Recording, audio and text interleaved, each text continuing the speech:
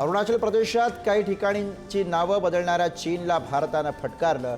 अरुणाचल प्रदेश भारताचा अविभाज्य भाग, परराष्ट्र मंत्रालयानं सुनावलं तर चीनच्या सरकारी माध्यमांवरही घातली बंदी।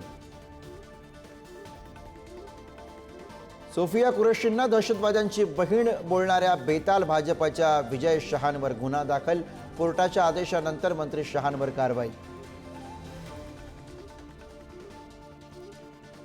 भारतीय सैन्यानं पाणी पाजल्यानंतर पाकिस्तानची पाण्यासाठी भारताकडे गयावया, सिंधू जल करार स्थगितीच्या निर्णयावर पुनर्विचार करण्यासाठी भारताला पत्र।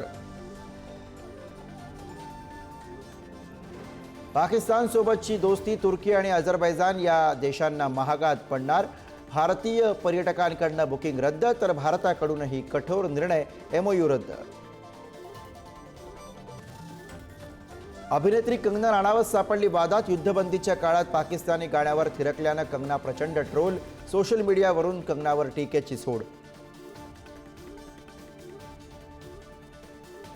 पाकिस्तानला घरात घुसून ठोकलं, हम ना झुकेंगे ना रोकेंगे हे ऑपरेशन सिंदूरनं दाखवलं। ऑपरेशन सिंदूरच्या यशानंतर मुंबईमध्ये तिरंगा रॅलीत देवेंद्र फडणवीसांचा पाकवर हल्लाबोल।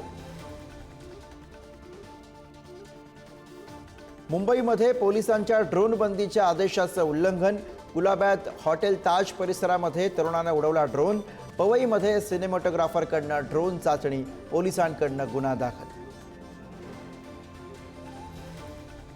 बीडमध्ये नात्याला काळीमा फासणारी घटना, आईच्या मृत्यूनंतर 5 वर्षांच्या गतिमंद मुलीचा वडिलांकडून अमानुष छळ, व्यसनी बापानं पोटच्या लेकीला जनावरांच्या गोठ्यात डांबून ठेवलं, मुलीला केळी आणि टरबूजाच्या साली खायला दिल्याचा धक्कादायक प्रकार। शिर्डीतल्या साई संस्थानाकडे 514 किलो सोनं, 6660 किलो चांदी, चांदी ठेवण्यासाठी मोठ्या स्ट्रॉंग रूमची गरज।